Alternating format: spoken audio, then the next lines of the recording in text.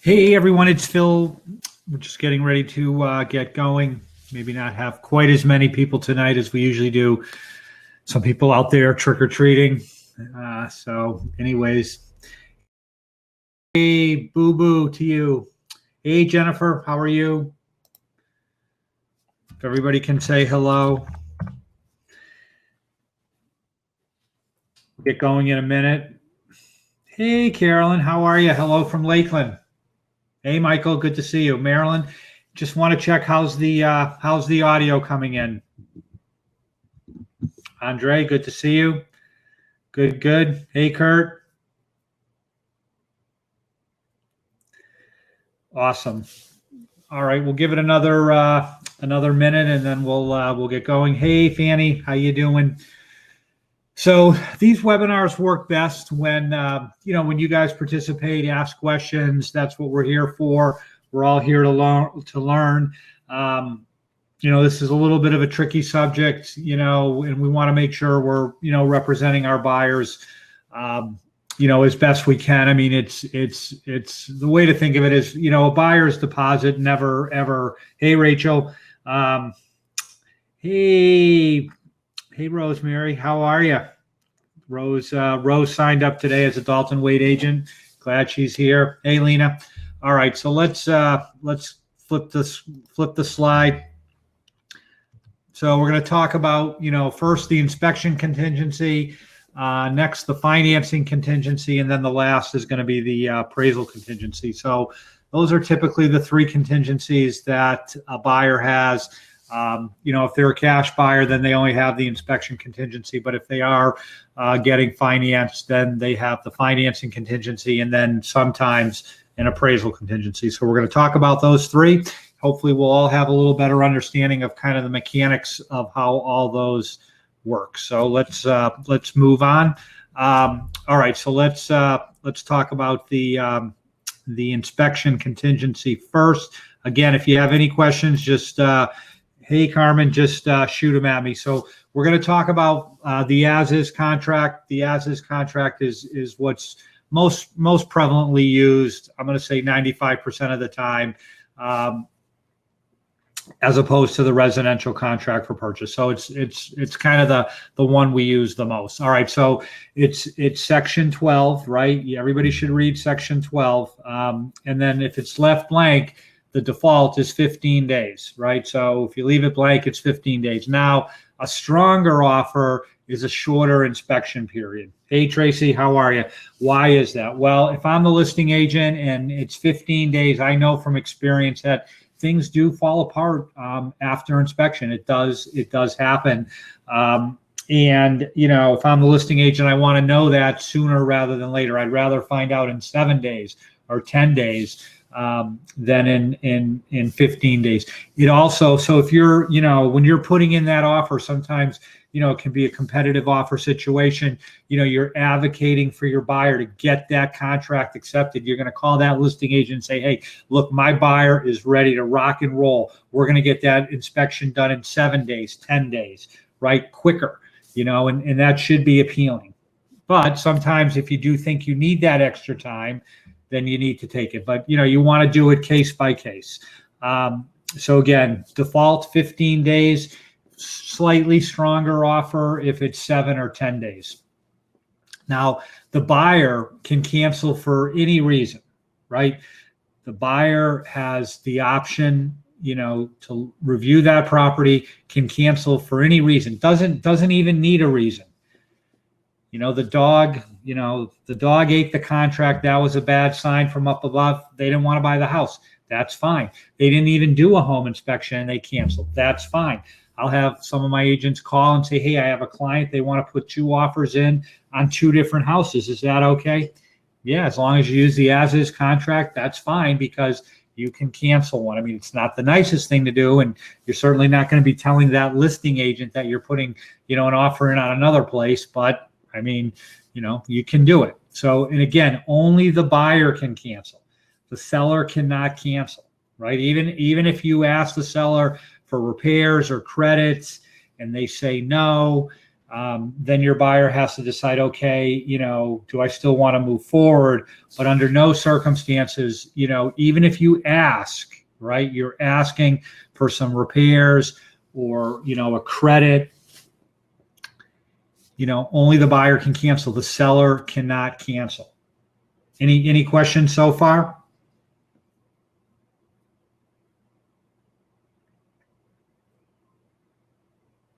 All right, perfect. So, all right, so the last day, whether it's the 7th day, we all know. So, like if you sign a contract today is day 0. Tomorrow, Thursday, is day 1. So you count from there. If the inspection period ends on a weekend, you have to the following Monday. If the inspection period ends on a holiday, you have to the next day. So if a lot of Monday holidays, if the inspection period ended on Saturday, you have to the following Tuesday. You get those extra days. So it's the buyer does not need a reason to cancel. The buyer can cancel because, as I said, the dog ate the contract. Now, is that a good reason? I don't know. Maybe for some people. No, the answer is the buyer doesn't need a reason to cancel. No reason. You don't have to tell them what your reason is. All it is if you're within that inspection period, you send that listing agent, hey, we're canceling the contract based on, the inspection period. All is good. So you don't need a reason. There's no reason needed. The buyer has a free look is really what it comes down to. Now the seller isn't obligated to fix anything, right? Sometimes they do, sometimes they don't, but they're not obligated to do any type of repairs, close out any permits, give you a credit, whatever. That's another negotiation that sometimes, no, they don't get, no, they do not get to keep the deposit. No. As long as you cancel, we're going to talk about that next. As long as you cancel within that period, right, up to the last day, they get their deposit back, theoretically. Now, again, to get somebody's deposit back, both the buyer and the seller have to agree, who's to get the deposit. And sometimes, my phone is ringing. Hold on. Sometimes the seller can be, hold on. The seller can be not the nicest person and decide, oh, I'm not going to sign. And then you got to go through the rigmarole, of getting their deposit back. But, the buyer will win. As long as the buyer's canceled within that period, they if it had to go to arbitration mediation, they will win. And that's what you're there to help them make sure they never lose their deposit. All right, so let's get down to like what really happens. So a lot of times there's requests, right? There's requests for repairs. There might be things from the 4-point that need to be taken care of. The buyer may want a credit, whatever it is, right? And you're in negotiations with that seller to get those things fixed, right? So on the last day, that's, if you're still like negotiating, this is when you have to send that listing agent, an email telling them, if we don't get this, this, and this right here, I don't know if you can see this with my mouse, but you're canceling the contract. Those are the words that need to be in there. You're canceling the contract. And again, you're telling your buyer what you're doing, right? Because, here's a quick example. I was selling a house, I was the buyer's agent. We had a 4-day inspection period because, the house had been under agreement.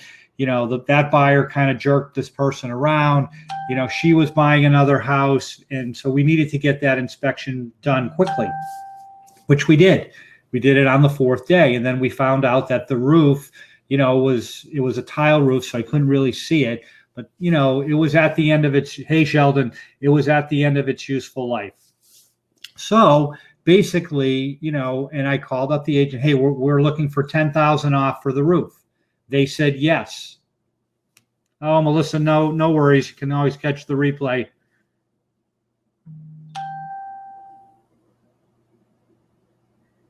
Yeah, you can, yeah, Carolyn, you can send over the cancellation right with it, or just put in the email you're canceling the contract. That will suffice. But if you're really, canceling, you can send over, that form as well. But the words canceling the contract have to be in that email. That's how you protect your buyer's deposit. So here, just finishing my story. So they gave us 10,000 off. It's the last day. So I send over the, addendum to change the purchase price. But in my email, and they had told us they were good, but in my email, I said to the listing agent, here's the addendum, reducing the price by $10,000. But if for some reason the seller doesn't sign this, we're canceling the contract, right? Because again, if the next day came and they didn't sign it, I have nothing. Now that inspection contingency is no longer in effect. So they could say, we changed our mind, and now we're going to keep your deposit. So that's how you protect their deposit. You're always telling them, and again, you're telling your buyer you're doing this, but the operative words are you're canceling the contract if our request is not met. Now, again, you may still be negotiating the next day, but if it doesn't happen and you can't come to terms, they're entitled to get their deposit back. And that you will, if it does have to go to arbitration or mediation, you will win. You will get their deposit back because you did what it said in paragraph 12 is you let them know within that inspection period that you're canceling the contract. Everybody good? Everybody kind of understand the mechanics?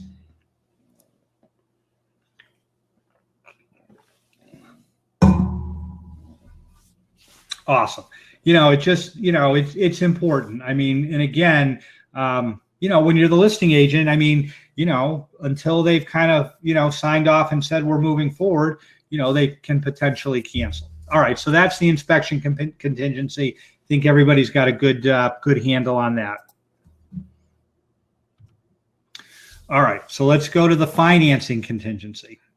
All right. So this is one that there is some confusion around, and you do want to be careful.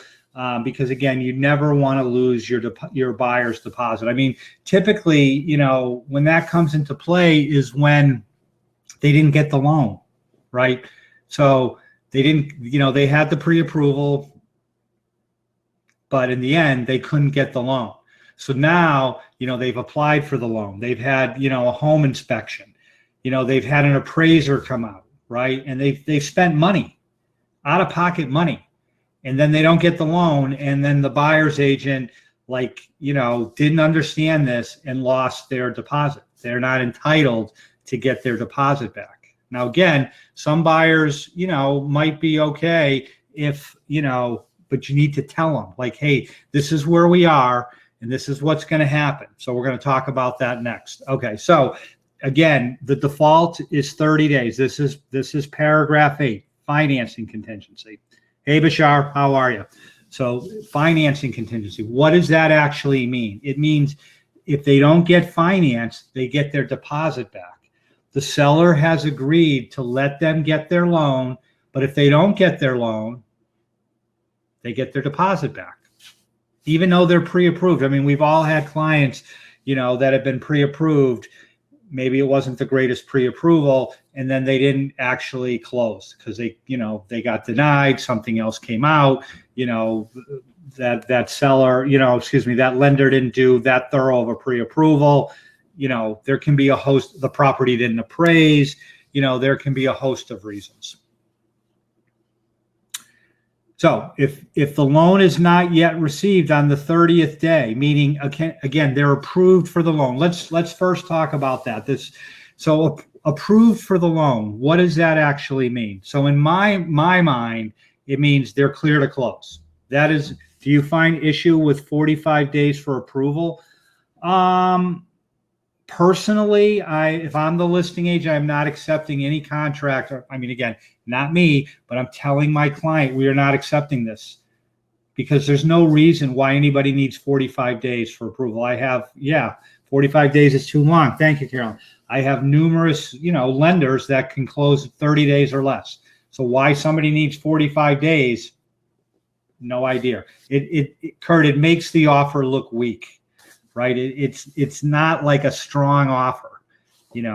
Again, you want to have that listing agent call the lender and tell them what they did, what they've done to pre-approve that person. And hopefully, they've done a really thorough job, and that pre-approval actually means something. So again, but sometimes, again, depending on who you're dealing with. So, the bigger banks like Bank of America, TD Bank, Fifth Third Bank, Citibank, Chase, PNC, TD Bank, they don't care about dates, is my finding. They tend to be slow, right? So now you're at the 30th day and the person isn't approved. What do? Well, you can do three things. One, you can cancel the contract. That's lousy, right? You took them out and showed them 35, 40 houses, tough negotiations, brutal home inspection, but you got it through, and then the lender can't deliver. Right? So now you got three choices. Cancel the contract so they get their deposit back, ask the seller to extend the loan approval date, right? Which they may, but usually what I find is that they don't do it, and if they do it, they want the client to forego their deposit if they don't get the loan. Or you can go without the contingency, basically meaning your buyer is now a cash buyer. Even though they're getting a loan, they've become a cash buyer. So as long as they can bring the cash, even if it's through a loan, all is good. But then if they can't close under number 3, they're not entitled to get their deposit back.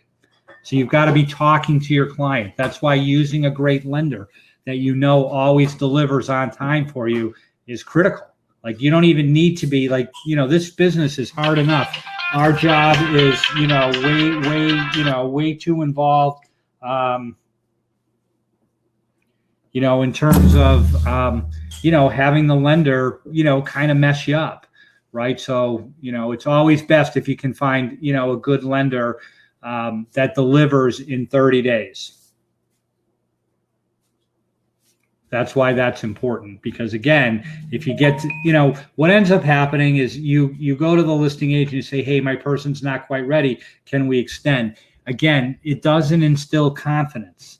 It instills worry. Like, why aren't they done? What are we doing here? Are they ever going to get that loan? Sometimes it does take extra time. Maybe the appraiser took, you never know what it is, but it's always best, to be working with a lender. And again, instruct your buyers that if they're getting a loan, they need to get those documents to the lender as quickly as possible.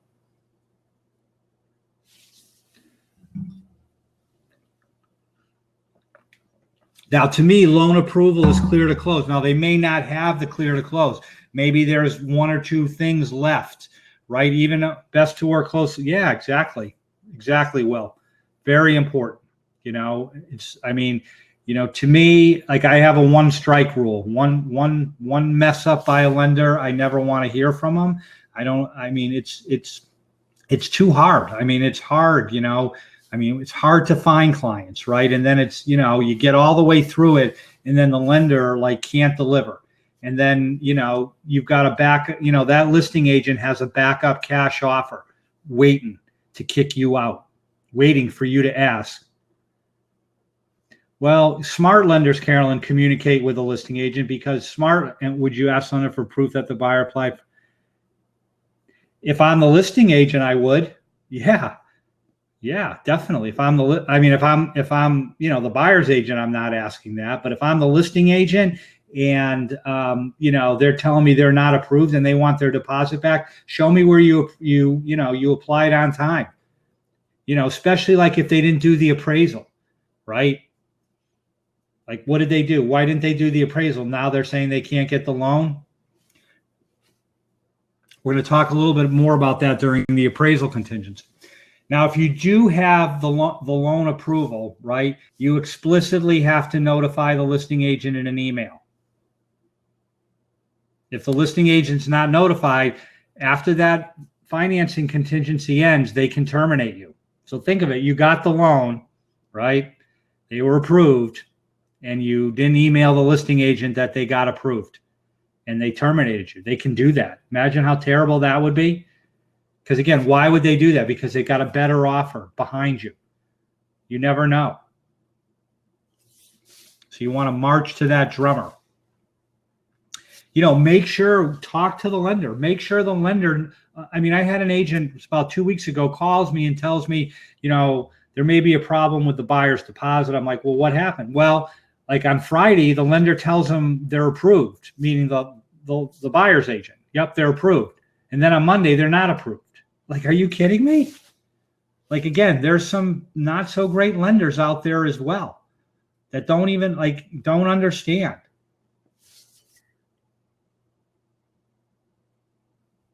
All right, let's see. Christy says, regarding bullet number 3, buyer received conditional loan approval. Their agent informed listing agent they had loan approval. The buyers couldn't get insurance on the home in the lender's guidelines. As a result, buyer didn't get full. Subsequently, buyer was in default, lost deposit, and was a big mess.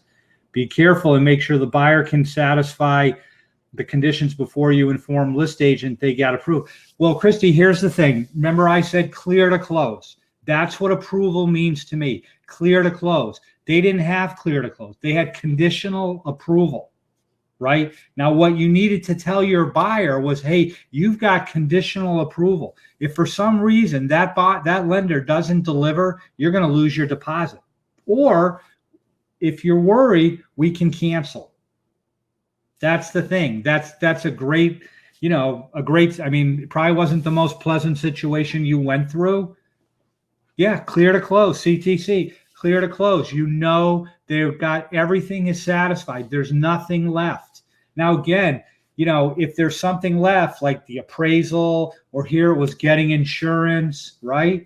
You have to put it back on your buyer, meaning, hey, you don't have insurance yet. If you don't get insurance and we don't get that loan, you don't get your deposit back. Or you can do this. Right now, you can say we are not approved, right? And cancel.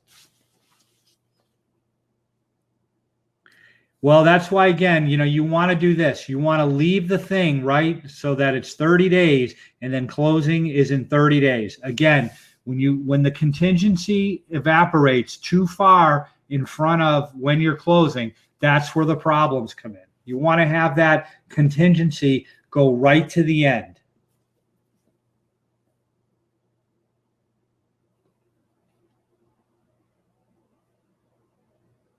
Yeah, exactly. Exactly, Janine. That's exactly what you want to do. Again, there's a lot of every lender should understand this, right? We're all trying to do the same thing, but a lot of them don't. A lot of them don't get it. But that's a great thing. That's exactly what. Are they clear to close? And then if they're not clear to close, what is that? What's left? What is it?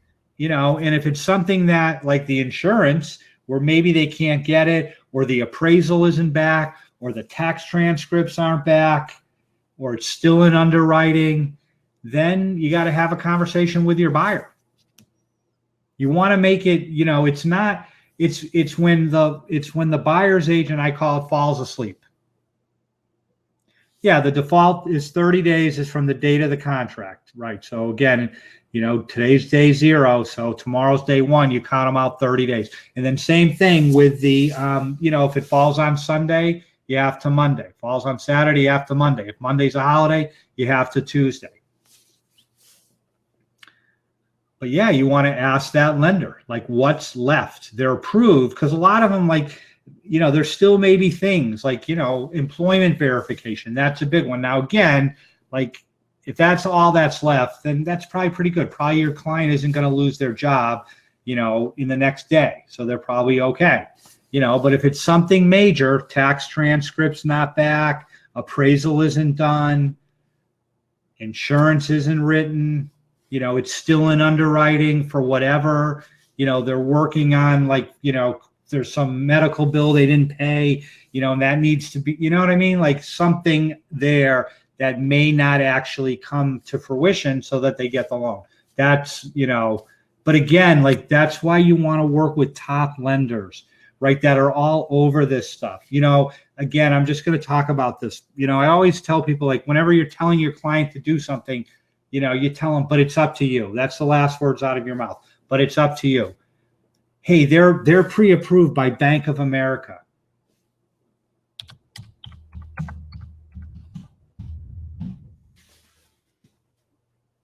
Okay, just type this in, 0 for 9. That's me and Bank of America. Not one time. I've dealt with them like 9 transactions over the year. Not once did they ever close on time. 0. Never. Yeah, run. They're going to make your job so much harder. The other one I'll tell you is,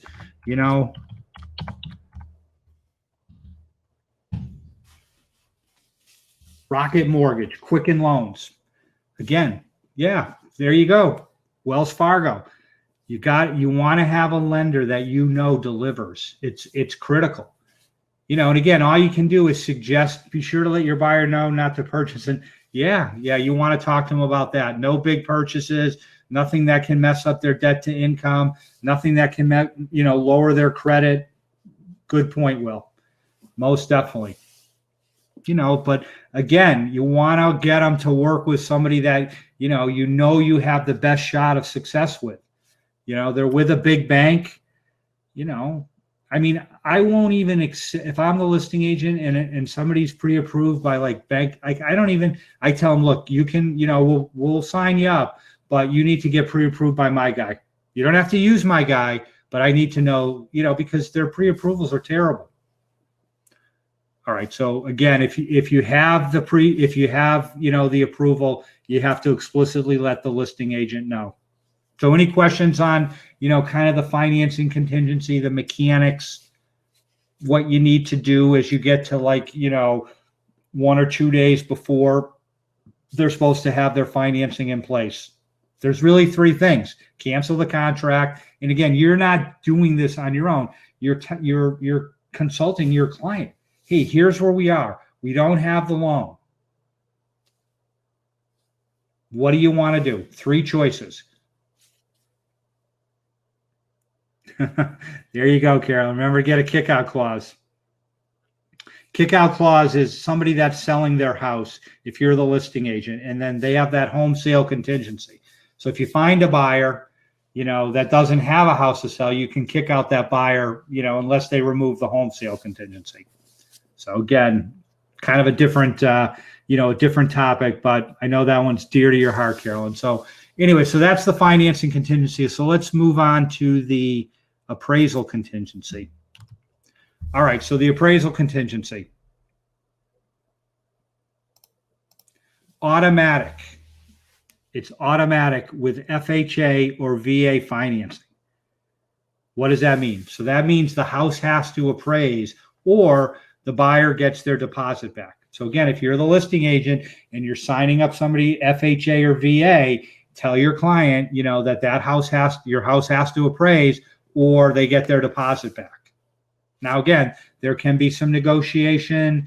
Maybe that buyer has a little bit of cash. They can make up the shortfall. But usually with FHA or VA, why there's an appraisal contingency with FHA or VA is because it's 100% financing or 96.5% financing. So the lender wants to make sure they're covered, right? So that's why that's in there. All right, with conventional financing. So everybody good on the, when you do the FHA VA addendum, right in there, there's a section that says house has to appraise to the purchase price or the deposit is returned. Everybody good with that? Understand that?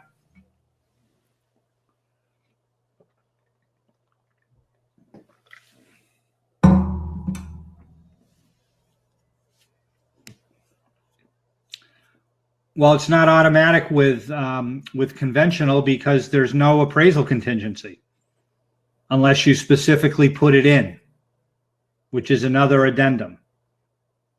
So again,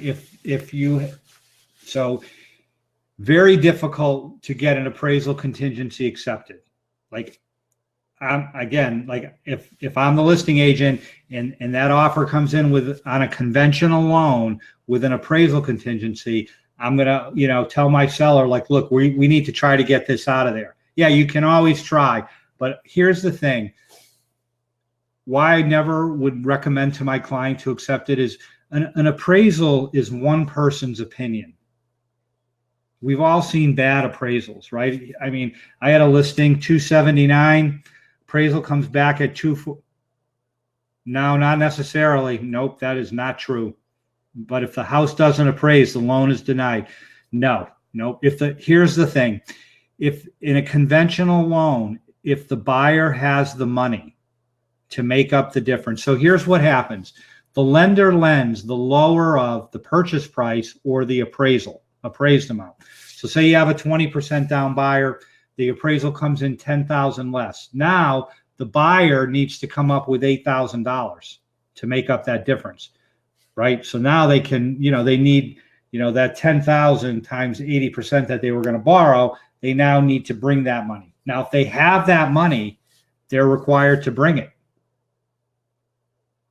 Now, if they don't have the money and it's that tight, then yeah, they would get denied. But that's the only reason they get denied. If they have the money, again, and then if they don't want to buy the house, they lose their deposit. So there is no automatic appraisal contingency in conventional financing unless you add the appraisal addendum. And if you do, again, I'm telling my seller, hey, look, we don't want it. It's a crapshoot. It's just one person's opinion. I was going to tell my story of the listing, that I had for $279. The appraisal comes in at $249. The buyer, he asked me, not his agent. He goes, what can I do? I go, well, apply again, right? Because again, with conventional, the appraisal doesn't stick, with the property like it does with FHA. So he applies again 2 weeks later, another appraisal. Now it's $289, $40,000 difference in 2 weeks. Just, the first appraiser was, a jerk, and the second appraiser, liked me. I don't know what it was, but it came. So again, that happened. That's a true story. So again, it's just one person's opinion. That's why you as the listing, as the buyer's agent, you gotta, if you think your client's overpaying, for that house, you gotta say, hey, look, we're coming in high here. There's at least in my opinion, there's a chance, it might not appraise. And if it doesn't, and you've got the money, you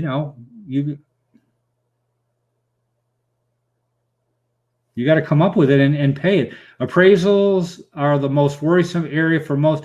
Yeah. Well, because, there's tighter guidelines on what the appraiser can use for comps. With FHA and VA, they're not as lenient, again, because there's no collateral. So, they want that house, to make sure it's worth it. Yeah, always put the least amount of deposit. Great point, Carolyn. Always put the least amount of deposit for your buyer because you never know what can happen. Put that offer in with $1,000. You might have an unexperienced listing agent who just takes it. They don't really know what they're doing. They don't really understand. And, when you're negotiating that offer, it's the purchase price, it's the deposit amount, it's the closing date. There's a lot of things that, you're just not negotiating the price. Even if the listing agent or seller box just say, no, well, that's possible too. The deposit is not required. Well, here's the thing. If I'm the listing agent, I want some money. Because look, I'll sell the house to somebody else that will give me a good deposit, because as the listing agent, all you have is their deposit. They can walk away from you on the last day, even though they got approved for their loan. Everything, it all, they're approved and they changed their mind, or the house next door to them went on the market and they want to buy that and they walk away $1,000. You're going to have one unhappy seller. But if you got 5,000, 7,500,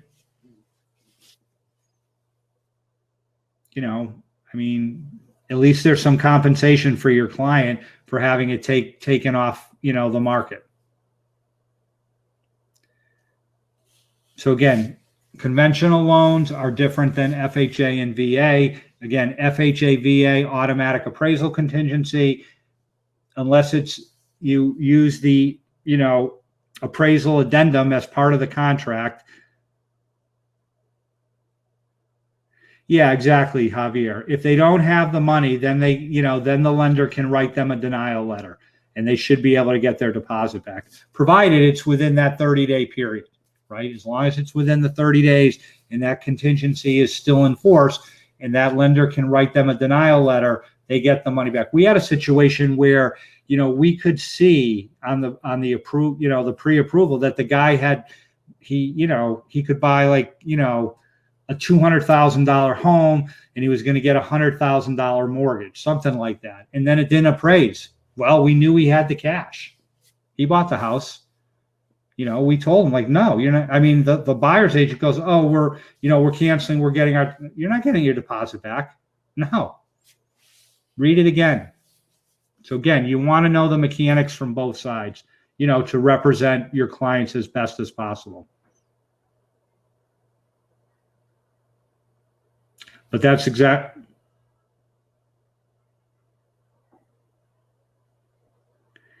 Yeah. I mean, there is a difference, who's holding the, who's holding the money.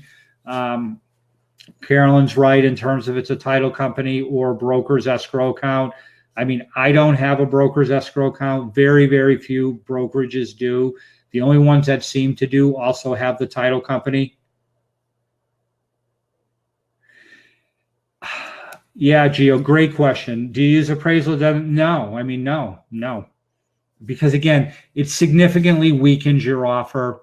It's hard to get an appraisal, a contingency accepted on a conventional loan. It really is. You can try, but again, you may find you're dealing with not the sharpest listing agent. Appraisal contingency comes into me on a conventional loan.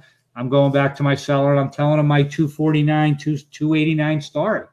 And I guarantee you they're going to tell you get that out of there. It's hard to get that accepted. The market's changing a little bit where it was very much a seller's market for quite a while. We're starting to hear it's softening, things are taking longer to sell, becoming a little bit more of a buyer's market. So maybe now you can get that accepted. It just allows you to renegotiate. Again, that's why it's important, that you do your comps, that you really feel, okay, this thing is going to appraise out. So everybody good kind of on the mechanics, of the financing, the appraisal. Definitely try to dealing with higher price homes because the margins are so, yeah. But again, on higher price homes, usually that buyer, I would strongly, I'm not, again, it's not me, but my client, but I'm telling them, don't accept this. It's very, very detrimental to the seller. It really is, and again, if they have the money, right? If it's a higher price house, that buyer has that money to make up the difference.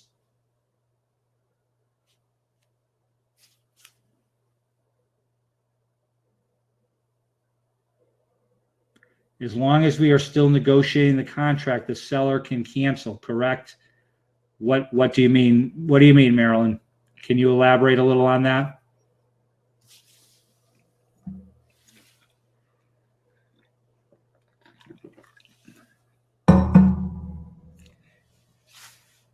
If it's not executed, it means nothing. No, exactly. They can cancel. That's why, again, like I do a training on negotiating. Carmen, you can get the webinar. Just watch the replay. The file's too big, so I can't email that to you. But again, when you're, and this is a little off topic, when you're the buyer's agent, right, and you're representing the buyer, you want a written counter. You want that agent to mark up the contract you sent them, right, with the terms. And then if you agree, typically you have 48 hours. So you've got that property locked down for 48 hours. If you get a verbal counter, it's meaningless, means nothing.